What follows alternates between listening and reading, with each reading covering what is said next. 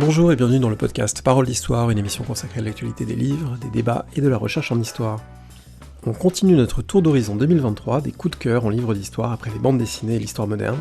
On parle aujourd'hui d'histoire du Moyen-Âge. Vous retrouvez tous les conseils de notre invité Marie Dejoux sur le site paroledhistoire.fr. Vous pouvez également retrouver le podcast d'Histoire de la guerre, le fil de l'épée, co-animé avec Alexandre Jublin sur le fil du collimateur. On parle cette semaine de la guerre du Pacifique. Et demain dans Parole d'Histoire, dimanche 17 décembre, on parlera avec Hélène Blais de l'histoire des jardins botaniques coloniaux. En attendant les conseils en histoire antique, histoire contemporaine ou sciences sociales, tout de suite l'histoire médiévale. Merci et très bonne écoute. Pour parler des livres d'histoire médiévale qui ont été marquants cette année 2023, qui ont retenu l'attention de notre invité, donc j'ai le plaisir d'être avec Marie Dejoux. Bonjour. Bonjour. Vous enseignez l'histoire du Moyen-Âge à l'Université Paris 1, vous collaborez au Monde des Livres, vous lisez donc beaucoup d'histoire médiévale et dans tous les domaines et dans tous les espaces géographiques, et c'est ce qui vous a amené à choisir notamment un livre. On avait reçu avec beaucoup de plaisir l'auteur à ce micro, le livre de Marie Favreau, La Horde, comment les Mongols ont changé le monde. Oui, tout à fait. Alors, je suis très heureuse de revenir cette année. J'avais déjà présenté une série d'ouvrages l'an dernier. Alors, au programme cette année, une sélection qui est, entièrement subjective. C'est vraiment des coups de cœur. 3 monographies que j'ai trouvées très stimulantes, 2 collectifs de longue haleine et un ouvrage de vulgarisation au plus beau sens, du terme.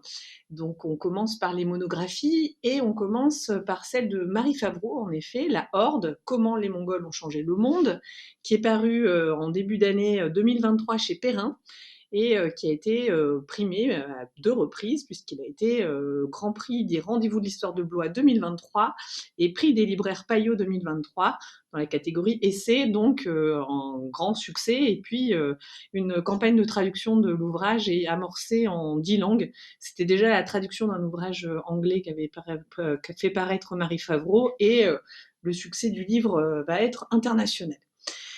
Donc pourquoi un tel succès? Parce que ce livre, tout d'abord, il vient combler une importante lacune. Il y a énormément de bouquins qui sont parus sur l'Empire mongol, mais en règle générale, ils se centrent sur la grande personnalité de Gengis Khan ou sur les États qui ont été fondés après sa mort en 1227 par les Yuan en Chine ou par les Ilkhan au Moyen-Orient. Et ici, ce que ressuscite Marie Favreau, c'est une partie de l'Empire mongol qui est bien moins connue, la Horde d'Or, fondée par le fils de Gengis Khan, Joshi, et qui a été une structure pluriséculaire, qui a englobé entre le XIIIe et le XVe siècle le Kazakhstan, la Russie, une bonne partie de l'Europe de l'Est, notamment l'Ukraine, et pour autant, cet empire est resté dans l'ombre. Et à mon sens, un des grands apports de l'ouvrage de Marie Favreau, c'est d'essayer d'expliquer pourquoi est-ce que cet empire est resté aussi méconnu, notamment du grand public. Alors, bien entendu, elle explique par la disgrâce même de Joshi, qui était le fils de Gengis Khan, et que son père a choisi d'écarter de la succession, et qui donc dut partir se tailler un nouveau royaume vers l'Est. Elle l'explique aussi par la fonction que les Khan avaient assignée à l'écrit, puisque ces Mongols Joshides ont négligé de rédiger des grands récits fondateurs. Ils se sont plutôt attelés à rédiger des traités diplomatiques ou des traités commerciaux, si bien qu'ils subirent le même sort que les Vikings. Ils laissèrent à ceux qui furent victimes de leur conquête la narration de leurs exploits et de leurs grands récits, d'où l'image qu'ils ont laissée, comme les Vikings, celle de pillards, sanguinaires, destructeurs, puisque c'est leurs opposants qui se sont retrouvés à écrire leurs grands gestes. Mais je pense véritablement que l'originalité de la proposition de Marie Favreau est encore ailleurs, puisque selon elle, si l'on a oublié la Horde d'Or, c'est parce que nous sommes incapables en tant que sédentaires de concevoir aujourd'hui qu'un empire ait pu être nomade. Pour nous autres, en effet, héritiers de l'Empire romain, qui reste la grande référence en la matière, un empire est caractérisé certes par sa vastitude, sa longévité, le nombre de peuples qu'il a été capable d'agréger, mais pour nous, il a également nécessairement plusieurs centres administratifs névralgiques, des capitales, pour faire simple, et également un territoire borné que l'empereur entend tour à tour à la fois étendre et défendre. Et donc, bien entendu, on est complètement, on n'est pas familier avec cette idée d'un empire qui ait pu être, nomade. Et on comprend aussi pourquoi est-ce que la Chine des Yuan, mongole elle aussi, qui avait, captivé en son temps, Marco Polo, qui l'avait véritablement émerveillé, a davantage reçu, de la lumière puisque celle-ci était bureaucratique et sédentaire. Et pour autant, le pari que réussit à relever Marie Favreau dans cet ouvrage, c'est de nous convaincre, page après page, que la longévité et l'extension remarquable de cette horde d'or ont tenu au contraire à la flexibilité que lui conférait le nomadisme. Je la cite: «En adéquation avec la vie quotidienne des Mongols, cette organisation était toujours en mouvement», dit-elle. Et donc, plus que tout autre, cette horde, toujours en mouvement, était une structure impériale qui était capable d'adaptation, mais aussi de résilience. Sans autre toit que celui de leur tente de feutre, ces sociétés d'éleveurs itinérants avaient une force. Elles n'avaient ni terre à cultiver, ni sanctuaire à défendre, ni frontières à défendre non plus. Ce royaume résolument nomade excellait par exemple dans l'art de la guerre, parce qu'il pouvait la mener, contrairement aux sédentaires, en plein hiver. Il pouvait multiplier les percées foudroyantes, les replis, les abandons stratégiques, retourner brusquement ses alliances. Bref, il était imprévisible sur le point de vue militaire. Et cette grande flexibilité que conférait le nomadisme à cette horde d'or lui permettait aussi d'exceller, pour ces mêmes raisons, dans l'art de la diplomatie et dans le commerce. Donc elle renouvelle profondément la vision qu'on pouvait avoir de ces Mongols. Et puis ce qu'elle montre aussi, très bien à mon sens, c'est que, ils ont été, la longévité de l'empire, de la Horde s'explique aussi par le fait que c'est un empire qui a été relativement bien accepté par les populations, qui ont été, soumises par les Mongols, précisément parce que ces derniers nomades n'avaient pas vocation à devenir des colons. Dès lors, ils ne forcèrent pas les peuples sous leur domination à adopter leurs traditions ou leur religion, et elle nous dévoile donc un empire très original où bouddhistes, taoïstes, chrétiens, musulmans bénéficiaient de ce qu'elle appelle la tolérance mongole dès avant la conversion opportuniste des Khan à l'islam au XIIIe siècle, et où l'esclavage, qui est le corollaire ordinaire et même le pilier des empires sédentaires, n'existait pas.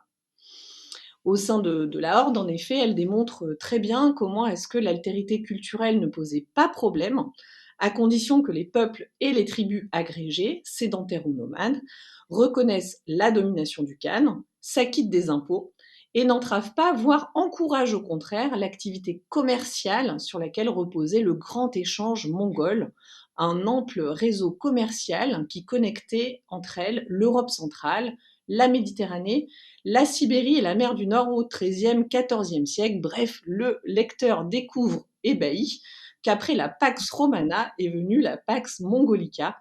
Et donc, on est véritablement emporté par la démonstration. C'est un livre qui est totalement enthousiasmant, qui, pour ma part, m'a pleinement convaincue, à peut-être une toute petite réserve près.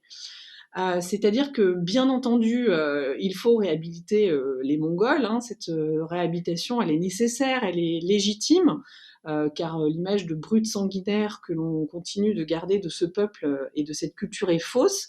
Et Marie Favreau montre bien d'ailleurs comment est-ce qu'elle est une construction historique, voire politique, de la part de la Chine et de la Russie.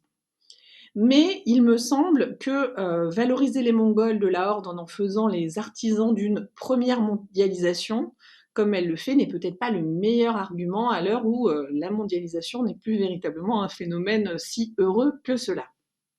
Et si vous avez la curiosité de réécouter le podcast de l'an dernier, j'étais venue vous présenter Les enfants du frêne et de l'orne de Neil Price sur les Vikings. Et il me semblait intéressant cet ouvrage parce qu'il montrait une sorte de bascule quasi dialectique de l'historiographie sur les Vikings. Au 1er XXe siècle, on les percevait aussi comme un peuple sanguinaire et barbare. Et puis le second XXe siècle a réhabilité les Vikings en faisant justement d'habiles commerçants, des grands explorateurs et les précurseurs de la globalisation. Et ce que j'avais aimé dans l'ouvrage de Neil Price, c'est que, bien entendu, il s'appuyait sur ces courants qui montraient ce côté des grands explorateurs, du commerce, de la diplomatie, et cetera, comme le fait Marie Favreau ici. Mais il montrait également que il fallait tout de même continuer d'insister sur la violence, sur ce que le choc viking avait pu représenter pour ceux qui en furent les victimes, et puis aussi sur le rôle politique et anthropologique même que la violence pouvait occuper au sein de ces sociétés vikings.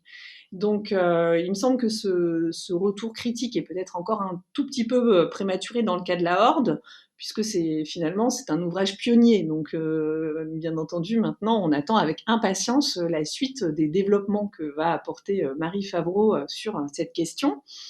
Et d'ici là, on peut toujours aller visiter l'exposition dont Marie Favreau est la co-commissaire et qui se tient à l'heure actuelle et jusqu'au mois de mai au château des Ducs de Bretagne à Nantes.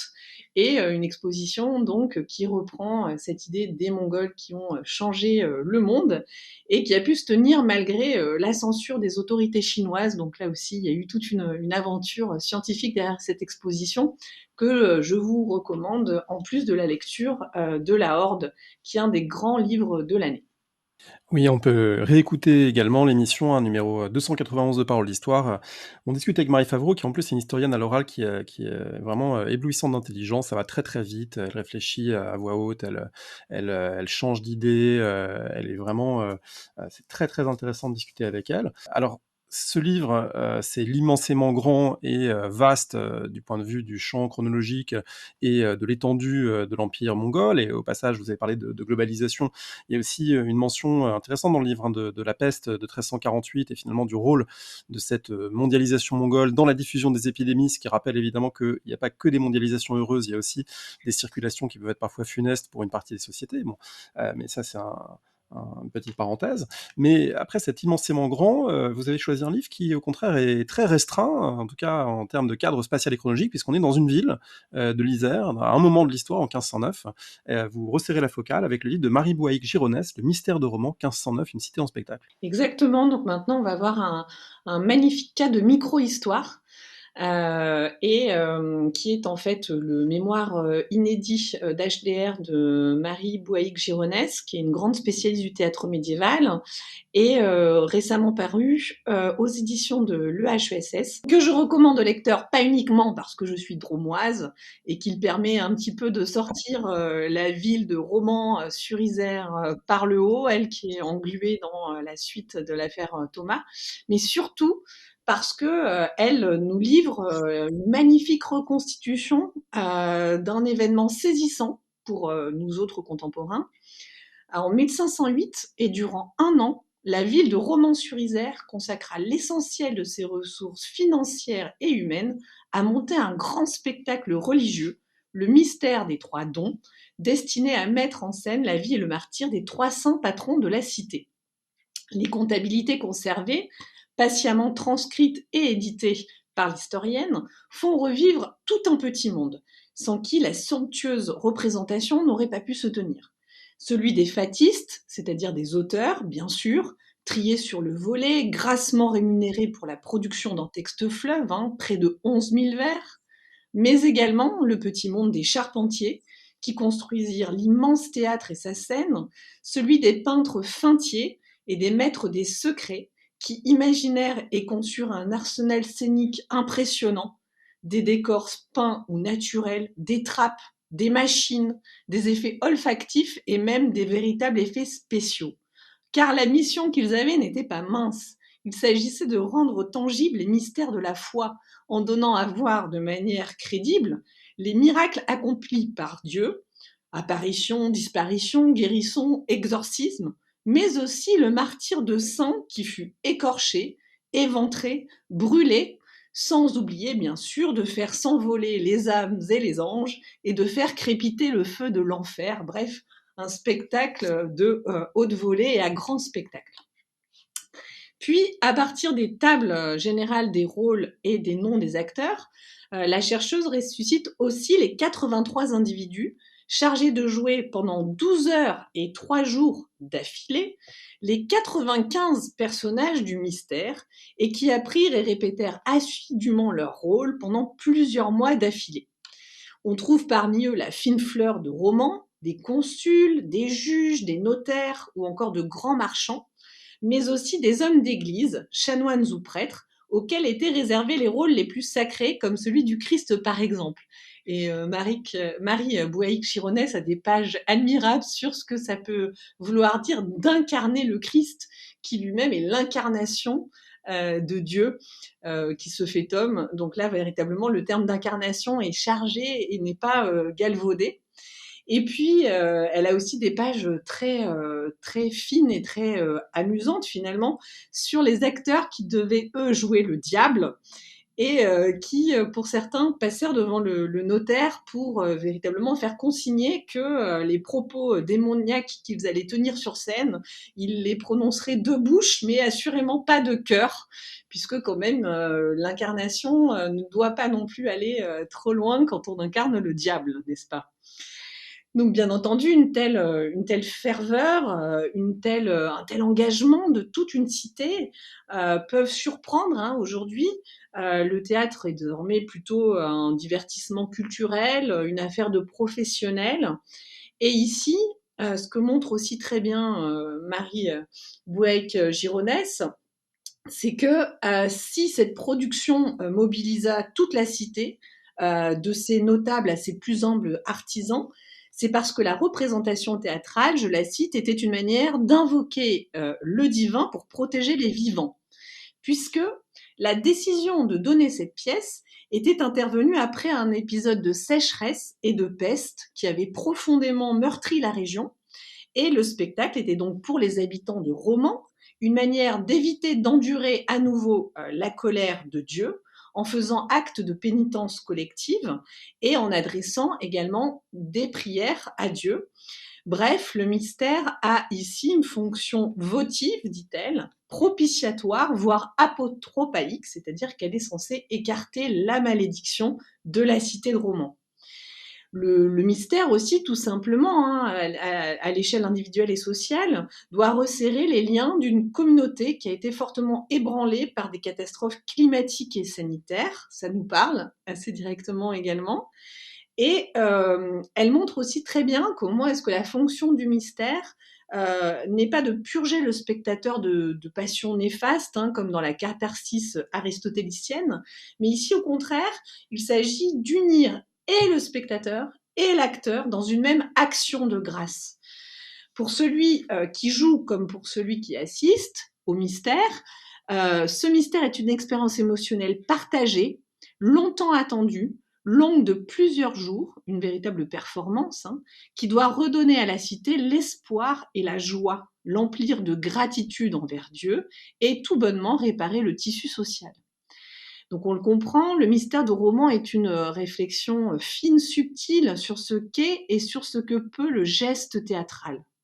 Mais il est également une contribution de premier ordre, à mon sens, à l'histoire du théâtre elle-même, qui trop longtemps a fait de l'époque médiévale l'âge de sa condamnation par l'Église, un âge anti-théâtral en somme. Alors après l'avoir lu, qui peut encore nier l'investissement théâtral des hommes d'église, hein, qui ici endossent le rôle de certains protagonistes et évoluent sur scène, et qui peut aussi encore douter que les mystères furent certes des œuvres dévotionnelles, mais qu'elles étaient aussi et peut-être surtout des pièces à grand spectacle, du véritable théâtre. Et puis, Marie Bouaïc-Gironès défend aussi une thèse qui m'est apparue très forte, celle qui fait que pour elle, le théâtre n'est pas, je la cite, un texte joué, il s'agit d'un spectacle vivant, incarné, monté, mis en scène. Je le disais, ici, on se rapproche presque de ce que pourrait être une véritable performance, hein, comme on l'a défini à l'heure actuelle. Et donc, elle nous montre que s'en tenir au seul texte du mystère, et plus largement au seul texte de n'importe quelle pièce théâtrale, comme le font trop souvent les collègues littéraires ou historiens quand ils veulent étudier le théâtre, c'est nier l'essence même du théâtre, qui est d'être une représentation. Et donc, pour reconstituer la dimension proprement spectaculaire du théâtre, il faut donc, comme elle, prêter une attention tout aussi soutenue à des sources moins littéraires, beaucoup plus ingrates, des délibérations municipales, des comptabilités, des brouillons, des listes, c'est-à-dire reconstituer tout ce qui entoure le spectacle. Alors, bien entendu, cette démarche va peut-être apparaître iconoclaste à certains spécialistes du théâtre, hein, qui continuent à sanctuariser les grands textes, comme les grands textes de Corneille, de Molière, sans prêter attention finalement à la manière dont ils étaient véritablement mis en scène, et sans prêter attention non plus aux centaines d'autres pièces moins connues que celle-ci, et qui étaient également jouées à la même époque. Mais il me semble ici que la démarche de Marie Boueyc-Gironès est celle d'une historienne des textes, dans le plus beau sens du terme, puisqu'elle est l'historienne de tous les textes, sans hiérarchie entre eux, sans faire de hiérarchie entre eux. Finalement, ce texte du mystère des trois dons, dont elle nous dit que pendant des années, il avait disparu, alors que les comptabilités étaient tout à fait présentes pour l'historien. Donc c'est aussi une démonstration magistrale de ce que l'historien des textes peut, et de ce que le théâtre également peut. Alors on va rappeler également que, puisqu'on a appris récemment le décès d'Emmanuel Leroy-Ladurie, Romans-sur-Isère, c'est aussi le cadre d'un de ses grands livres, Le Carnaval de Romans, 1580. Donc on pourrait dire que Romans, c'est un peu la capitale culturelle du XVIe siècle, ce qui, évidemment pour les Drômois et les Drômoises, sera important à souligner. Toujours, au XVIe ou autour du XVIe siècle, dans l'acception finalement d'un long Moyen Âge, vous allez parler de la Renaissance à travers le livre de Pierre Savy, Les Princes et les Juifs dans l'Italie de la Renaissance.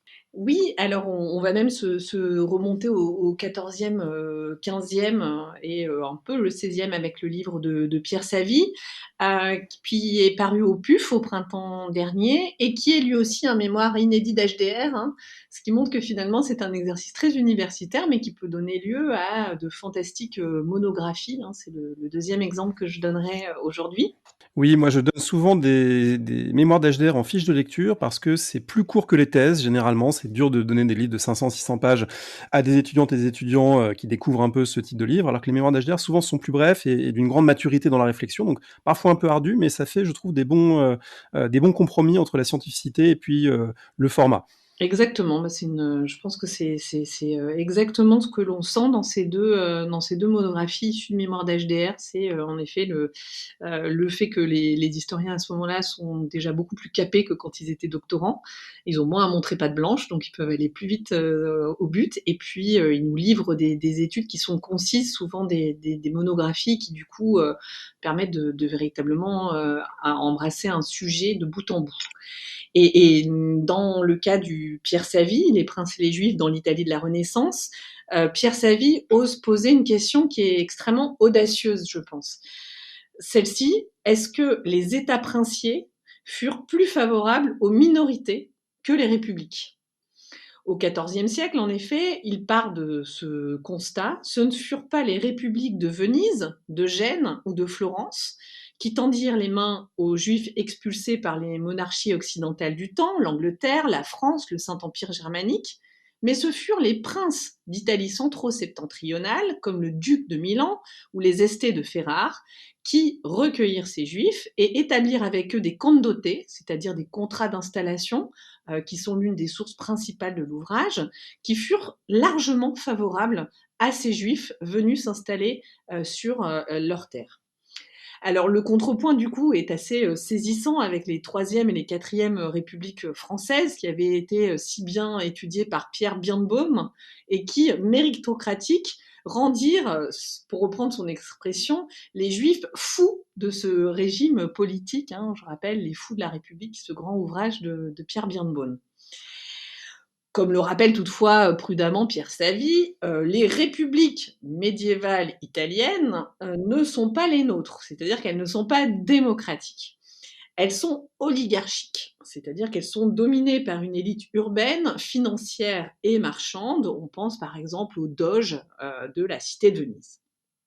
Les princes, quant à eux, ne sont pas des rois, mais de grands seigneurs qui ont tâché, au XIVe et XVe siècle, de se constituer de véritables États régionaux, héréditaires, à partir d'un tissu de villes qui avait conquis dans le mouvement communal des XIe, XIIe siècles une autonomie politique fondée elle aussi sur la res publica, c'est-à-dire la chose publique, qui était collectivement administrée par ces villes. Donc à cette époque-là, au XIVe et XVe, on a une double évolution. Constitution d'État princier qui absorbe ces communes sans les faire disparaître pour autant, et puis constitution de République qui, elles aussi, sont des vastes États territoriaux, Venise, Florence, Gênes par exemple. Eh bien, la thèse de Pierre Savy, c'est de montrer que ces États princiers ont mieux accueilli les Juifs qu'ont pu le faire les républiques elles-mêmes. Pourquoi ? Alors la première explication est de type économique. Pour aller vite, comme il l'écrit, qui dit régime oligarchique dit milieu d'affaires, qui dit seigneur dit cour, et donc dit grand besoin d'argent.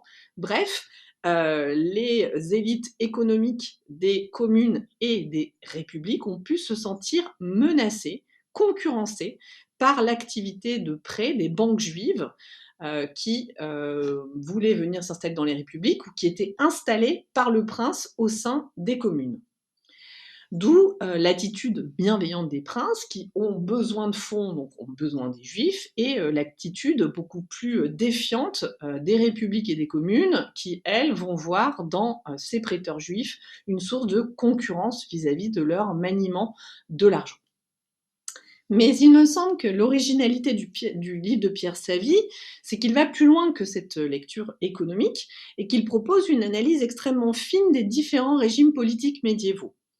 Le prince italien, je l'ai dit, n'est pas un roi, c'est-à-dire qu'il n'est pas sacré. Et cette absence de sacre le dispense par là même d'être christianissimus, comme le roi de France, c'est-à-dire très chrétien, c'est-à-dire défenseur naturel de l'Église. Les Juifs ne sont donc pas, pour lui, pour le prince, un corps religieux étranger qu'il convient d'expulser, comme c'est le cas des royautés occidentales du temps. Mais à l'instar des rois, les princes ont des sujets qui ont des statuts très divers, qu'ils soient clercs, bourgeois ou juifs, et ce sont précisément ces singularités qui placent le prince en position de supériorité, puisque c'est lui qui dispense et confirme les privilèges obtenus par chacun de ces groupes. Les Juifs bénéficient ainsi dans les régimes princiers italiens de la fin du Moyen Âge d'une marginalité intégratrice, pour reprendre les termes de Pierre Savy, quand les particularismes contrarient au contraire l'égalité théorique du corps social promu par les républiques et les communautés italiennes où tout le monde est théoriquement égaux face à la commune. Pire, dans les communes et dans les républiques, les Juifs sont parfois installés par le prince contre le gré des communes et en viennent donc à être perçus comme les représentants du prince. Et faute de pouvoir s'en prendre au prince, on s'en prend à eux, les Juifs, parce qu'ils sont plus fragiles. Pierre Savy montre bien qu'être juif dans l'Italie de la Renaissance, c'est en effet vivre dans l'incertitude. Si l'utilité économique des Juifs est reconnue par la population, notamment par les plus pauvres qui ont un besoin vital de crédit, les foules, parfois chauffées à blanc par les prédicateurs mendiants, caillassent couramment leurs maisons le jour du vendredi saint, voire massacrent des familles entières quand circulent de fausses rumeurs comme le meurtre soi-disant rituel du petit Simonino à Trente en 1475. Le prince défend dans ces cas-là ordinairement les Juifs, mais moins par philosémitisme que par souci de défendre l'ordre public dont il est le garant et le droit qu'il a édicté, notamment dans le cadre des condotés dont on parlait tout à l'heure. Bref, s'il défend les Juifs, c'est avant tout par souci de sa propre puissance. La politique juive des princes de l'Italie tardo-médiévale, précisément parce qu'elle est une politique, est au demeurant changeante. Si le prince renaissant a pu compter parmi ses familiers des Juifs, parfois artistes, ingénieurs ou médecins, cette faveur pouvait tourner comme pour n'importe quel autre courtisan. Et l'équilibre interne de la principauté a pu exiger aussi de spectaculaires revirements, comme l'expérimenta à son dépens le juif Daniele d'Anorsa. Je m'arrête sur cet exemple parce qu'il est incroyable. Daniel d'Anorsa, juif, achète une maison sur laquelle est peinte une vierge. Il obtient du marquis de Mantoue d'effacer cette image de la Vierge de la façade de sa maison. Mais la commune se plaint et adresse ses plaintes au prince parce qu'elle y voit un cas de blasphème par la destruction de cette image de la Vierge. Et alors même que le prince avait à ce moment-là concédé aux Juifs la possibilité d'effacer cela, c'est tellement la bronca dans la cité qu'il décide de véritablement retourner sa veste, fait raser la maison du Juif, mais non content de cela, exige aux Juifs de payer sur ses propres deniers la construction d'une église érigée à sa gloire, la gloire du prince, qui est l'église Sainte-Marie de la Victoire à Mantoue, qu'on peut encore aujourd'hui voir. Et puis il exige aussi aux Juifs de faire peindre par Mantegna, grand peintre de l'époque, et toujours à ses frais, un retable pour orner ladite église, et qui est le retable de la Vierge et l'Enfant, dite la Vierge de la Victoire, que l'on peut encore admirer aujourd'hui au Louvre, mais que vous ne regarderez plus de la même façon maintenant que je vous ai expliqué le sous-texte de cette peinture. Et Pierre Savy achève son livre sur l'expulsion des Juifs espagnols et portugais, car celle-ci fit affluer à la fin du XVe siècle des milliers de réfugiés en Italie, qui ne pouvaient pas aller se réfugier en France ou en Angleterre ou dans le reste de l'Europe, puisque les Juifs y avaient déjà été expulsés. Eh bien, ce qu'il montre, c'est que cette fois-ci, la politique vis-à-vis des Juifs, des républiques et des princes convergea cette fois-ci par la fondation du ghetto, qui mit fin à la liberté des Juifs italiens, mais qui eut un effet également paradoxal, le rappelle-t-il, c'est celui d'avoir permis d'assurer la présence continue des Juifs, exceptionnelle en Europe et jusqu'à la Seconde Guerre mondiale. Il dit même que l'Italie y gagnait une étymologie hébraïque fantaisiste mais parlante, puisque en hébreu, l'Italie c'est l'Italia, c'est-à-dire l'île de la rosée de Dieu.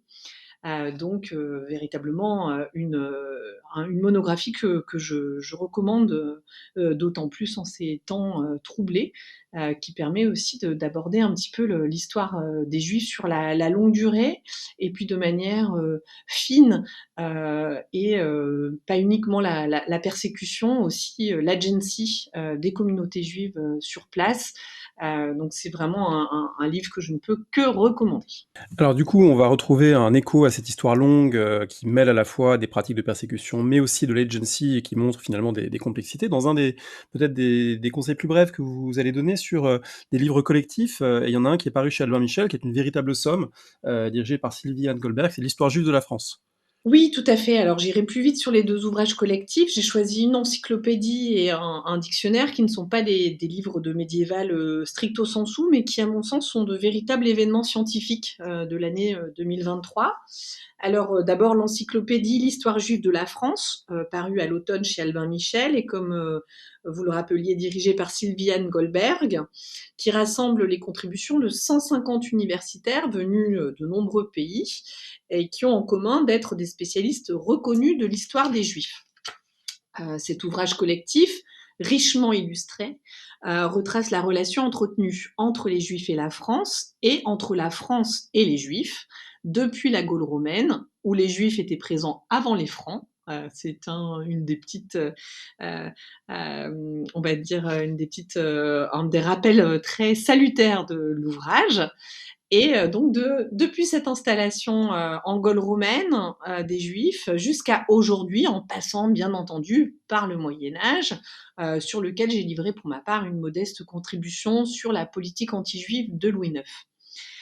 Au travers de cartes, de chronologies, de récits de synthèse par période, de focus sur des lieux, des œuvres, des personnages, cet ouvrage encyclopédique retrace pour la première fois et de manière tout à fait accessible l'histoire de la présence juive en France sur la très longue durée. Comment les Juifs ont façonné la France et comment cette dernière les a également façonnés à leur tour. Une dialectique essentielle et qui elle aussi fait du bien dans les circonstances présentes tendues que l'on connaît aujourd'hui. Il me semble qu'on est face à véritablement l'ouvrage de référence sur la question.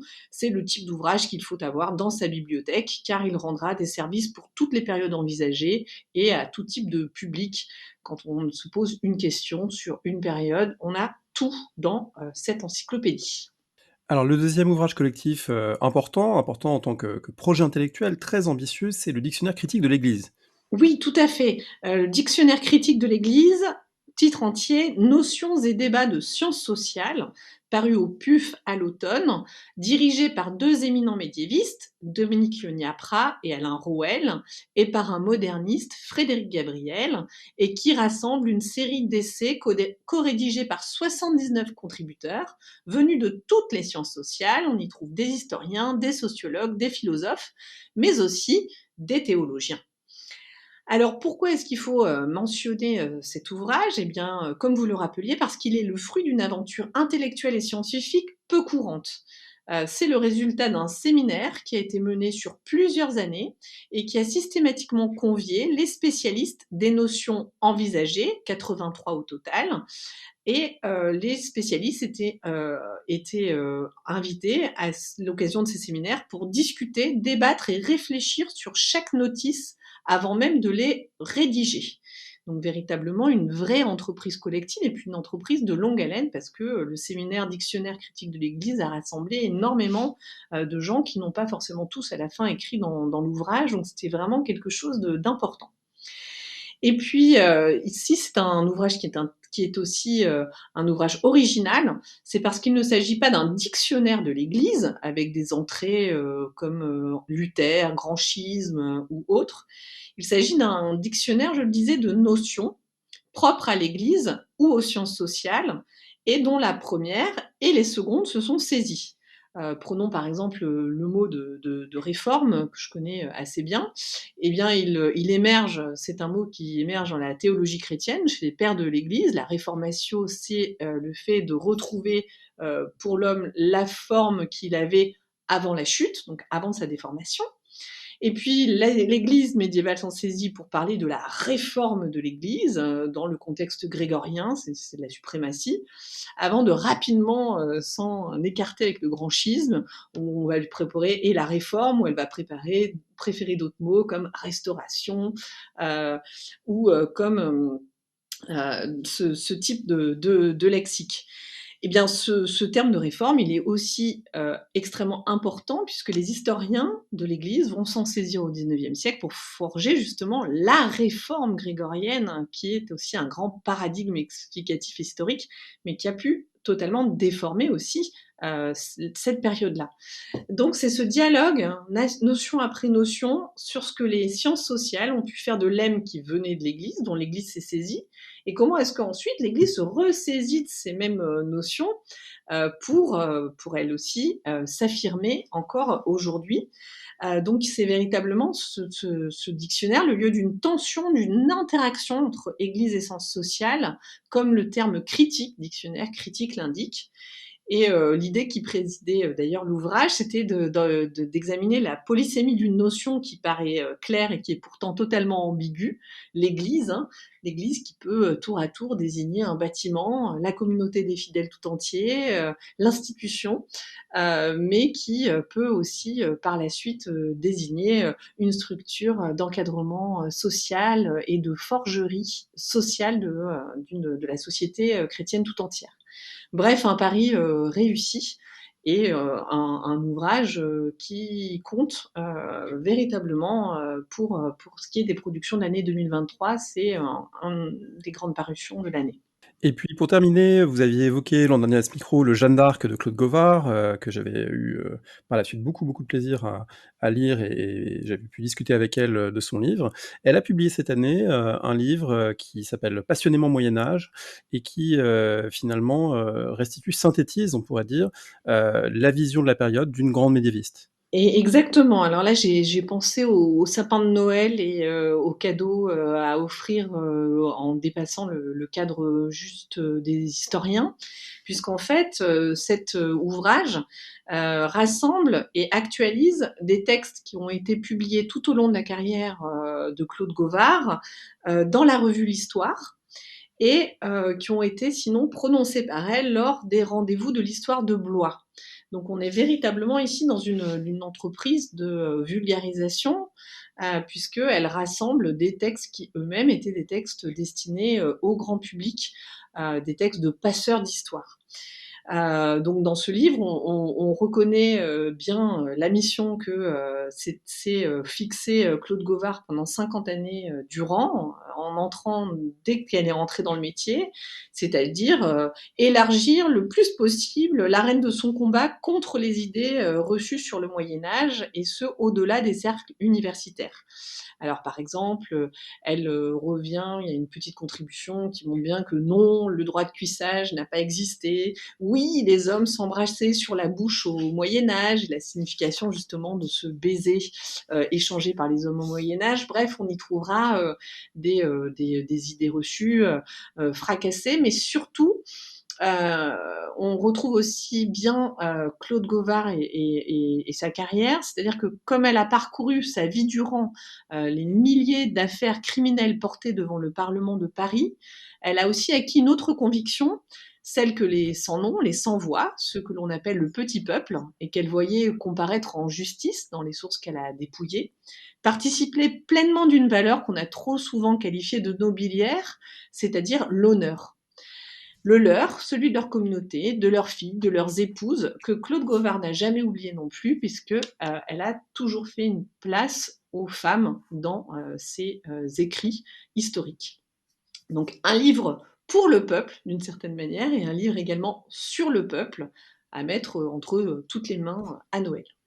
Merci beaucoup pour cette sélection, qui est très éclectique et donc on trouvera de quoi piocher effectivement pour les cadeaux ou pour se faire à soi-même des cadeaux. On vous lit, je rappelle qu'on vous lit dans Le Monde des livres, régulièrement le jeudi pour parler d'histoire médiévale. Merci Marie Dejeau. Merci.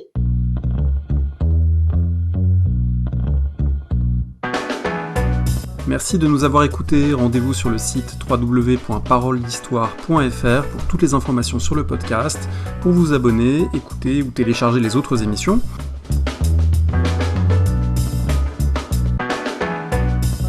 La discussion se poursuit aussi en ligne, notamment sur Twitter. Vous pouvez poser des questions @paroledist et à bientôt pour un prochain épisode.